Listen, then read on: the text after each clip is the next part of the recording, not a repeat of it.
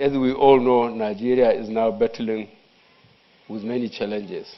And if I refer to them, I do so only to impress on our friends in the United Kingdom that we are quite aware of our shortcomings and are doing our best to address them. The 2015 general election in Nigeria is generating a lot of interest within and outside the country. This is understandable.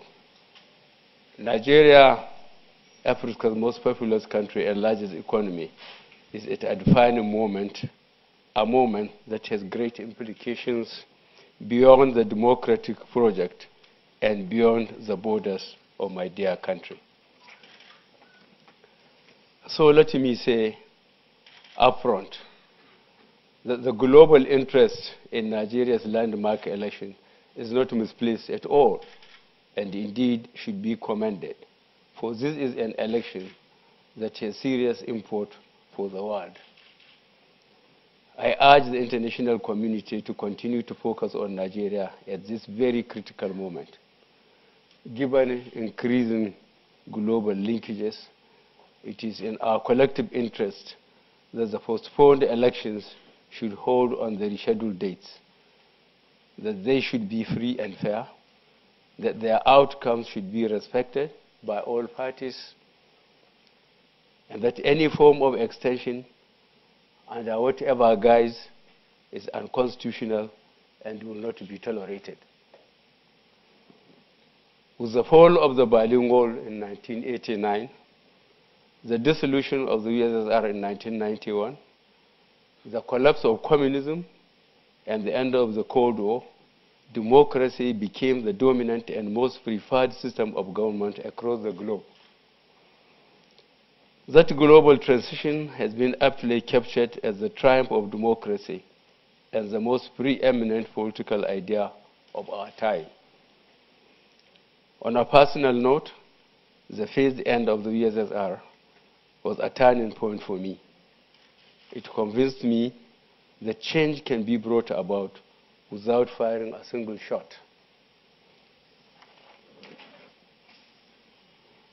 As you all know, I had been a military head of state in Nigeria for 20 months.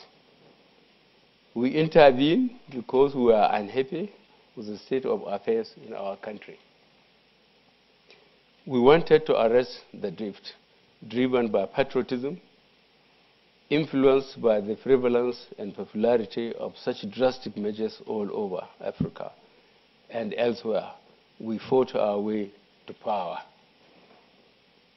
But the global triumph of democracy has shown that another and a preferable path to change is possible.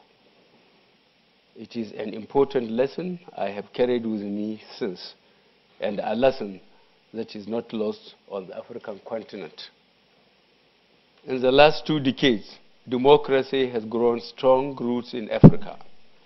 Elections, once so rare, are now so commonplace. At the time I was a military head of state, between 1983 and 1985, only 4 African countries had regular multi-party elections. But the number of electoral democracies in Africa, according to Freedom House, jumped to 10 in 1992 to 1993, then to 18 in 1994, 1995, and to 24 in 2005-2006. According to the New York Times, 42 of the 48 countries in sub-Saharan Africa conducted multi-party elections between 1990 and 2002. The newspaper also reported that between 2000 and 2002, ruling parties in 4 African countries, Senegal, Mauritius, Ghana, and Mali, peacefully handed over power to victorious opposition parties. In addition, the proportion of African countries categorized as not free by Freedom House declined from 59% in 1983 to 35% in 2003. Without doubt, Africa has been part of the current global wave of democratization.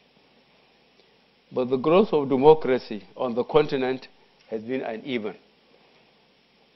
According to Freedom House, the number of electoral democracies in Africa slipped from 24 in 2007, 2008 to 19.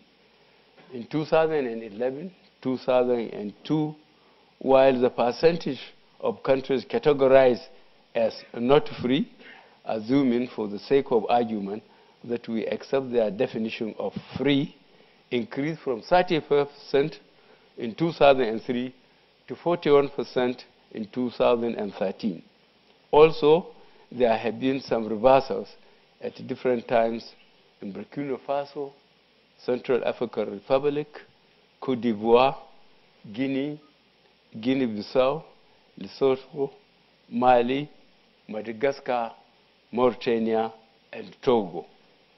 We can choose to look at the glass of democracy in Africa as either half full or half empty. While you can't have representative democracy without elections, it is equally important to look in the quality of the elections and to remember that mere elections do not democracy make. It is globally agreed that democracy is not an event, but a journey. And that the destination of that journey is democratic consolidation, the state where democracy has become so rooted and so routine and widely accepted by all actors. With this important destination in mind, it is clear that though many African countries now hold regular elections, very few of them have consolidated the practice of democracy. It is important also to state at this point that just as with elections, a consolidated democracy cannot be an end by itself. I will argue that it is not enough to hold a series of elections or even to peacefully alternate power among parties. It is much more important that the promise of democracy goes beyond just allowing people to freely choose their leaders.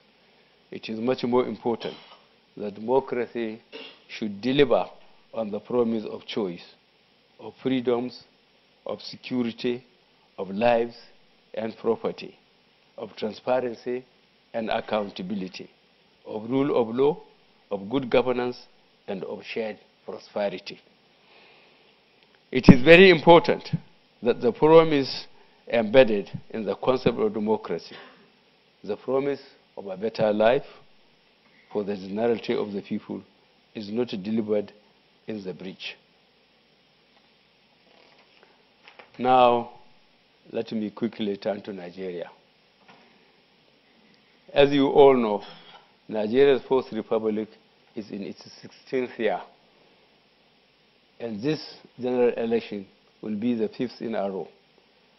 This is a major sign of progress for us, given that our first republic lasted 5 years and 3 months. The second republic ended after 4 years and 2 months. And the third republic was a stillbirth. However, longevity is not the only reason why everyone is so interested in this election. The major difference this time around is that for the very first time since transition to civil rule in 1999, the ruling People's Democratic Party, the PDP, is facing its stiffest opposition so far from our party, the All Progressive Congress, the APC. We once had about 50 political parties, but with no real competition. Now Nigeria is transitioning from a dominant party system to a competitive electoral policy, which is a major marker on the road to democratic consolidation. As you know, peaceful alternation of power through competitive elections have happened in Ghana, Senegal, Malawi, and Mauritius in recent times.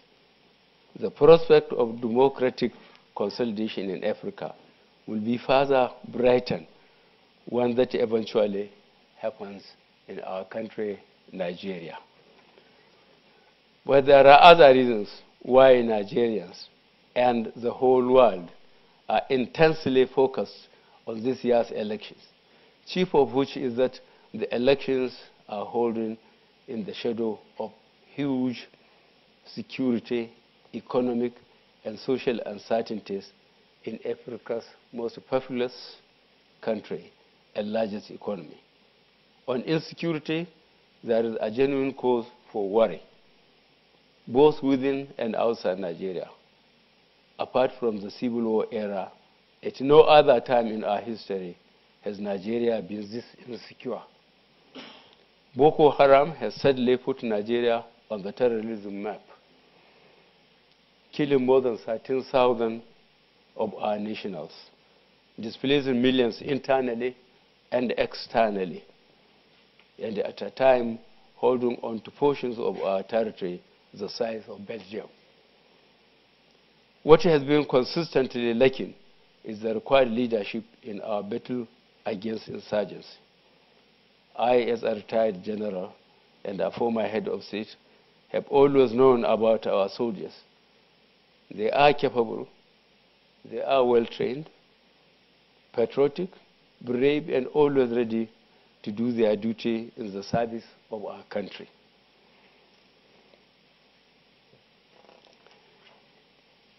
You can bear witness to the gallant role of our military in Burma, the Democratic Republic of Congo, Sierra Leone, Liberia, Darfur, and in many other peacekeeping operations in several parts of the world. But in the matter of this insurgency, our soldiers have neither received the necessary support nor the required incentives to tackle this problem. The government has also failed in any effort towards a multidimensional response to this problem, leading to a situation in which we have now become dependent on our neighbors to come to our rescue.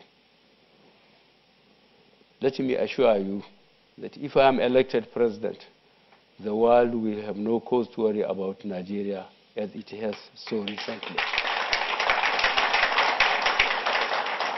That Nigeria will return to its stabilizing role in West Africa, and that no inch of Nigerian territory will ever be lost to the enemy, because we will pay special attention to the welfare of our soldiers in and out of service.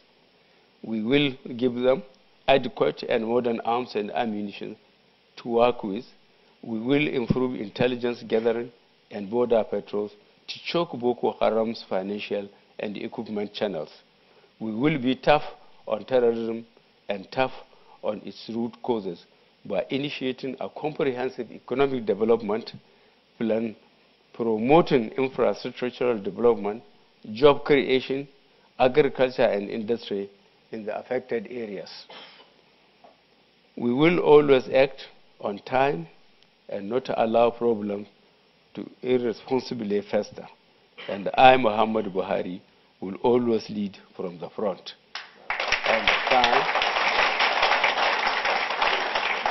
and return Nigeria to its leadership role in regional and international efforts to combat terrorism. On the economy, the fall in prices of oil has brought our economic and social stress into full relief. After the rebasing exercise in April 2014, Nigeria overtook South Africa as Africa's largest economy. Our GDP is now valued at United States $510 billion, and our economy rated 26th in the world. Also, on the bright side, inflation has been kept at single digit for a while, and our economy has grown at an average of 7% for about a decade. But it is more of paper growth, a growth that on account of mismanagement, profligacy, and corruption has not translated to human development or shared prosperity. A development economist once said, 3 questions should be asked about a country's development. 1, what is happening to poverty? 2, what is happening to unemployment? And 3, what is happening to inequality? The answers to these 3 questions in Nigeria show that the current administration has created 2 economies in one country. A sorry tale of 2 nations. One economy for a few who have so much in their tiny islands of prosperity, and the other economy for the many who have so little in their vast ocean of misery. Even by official figures, 33.1% of Nigerians live in extreme poverty. There's at least 60 million, almost the population of the United Kingdom.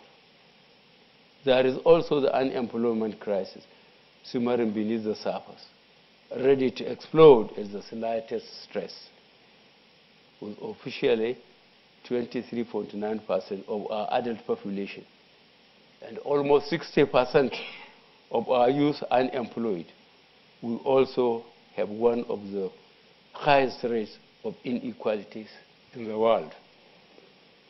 With all this, it is not surprising that our performance on most governance and developmental indicators like Mo Ibrahim Index on African governance and the UNDP's Human Development Index are unflattering, with fall in the prices of oil, which accounts for more than 70% of government revenues, and lack of savings for more than a decade of oil boom, the poor will be disproportionately impacted. In the face of dwindling revenues, a good place to start the reposition of Nigeria's economy is to swiftly tackle 2 ills that have bloomed under the present administration: waste and corruption.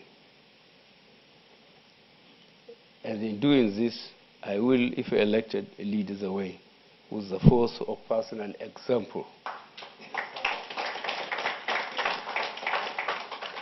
On corruption, there will be no confusion as to where I stand. Corruption will have no place, and the corrupt will not be appointed into my administration. First and foremost, we will plug the holes in the budgetary processes. Revenue-producing entities such as NNPC, Nigerian National Petroleum Corporation, and Custom and Excise will have one set of books only. Their revenues will be publicly disclosed and regularly audited. The institutions of state dedicated to fighting corruption will be given independence and prosecutorial authority without political interference. But I must emphasize that any war waged on corruption should not be misconstrued as settling old scores or a witch hunt. I am running for president to lead Nigeria to prosperity, not adversity.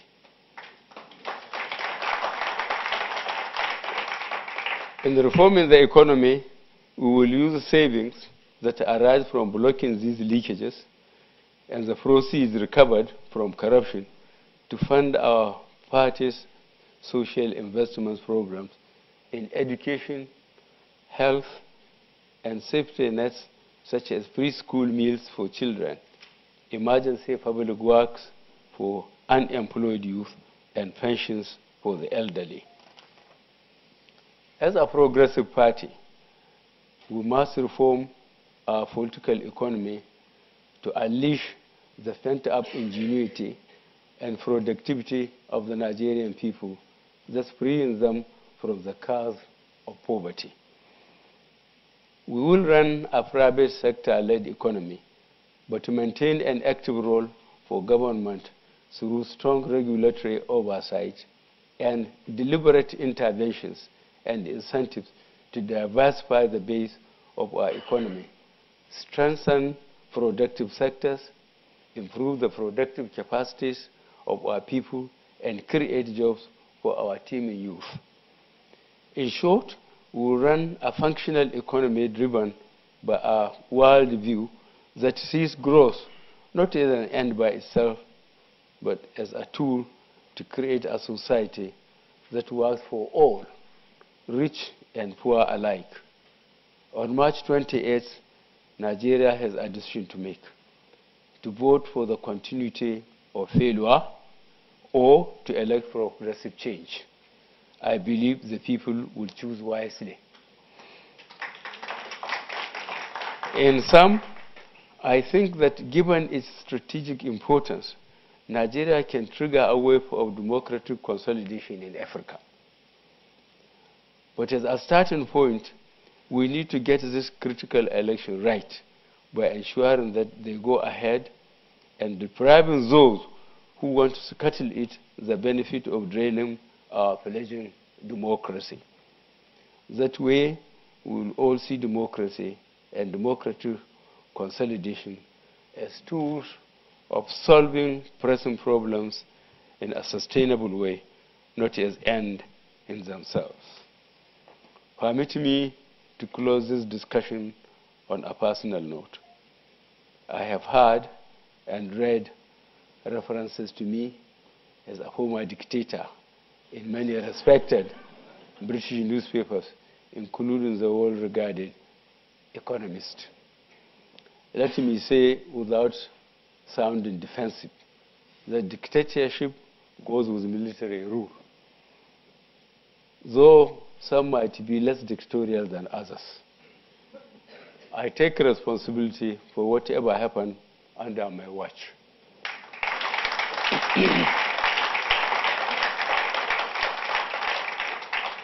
I cannot change the past, but I can change the present and the future.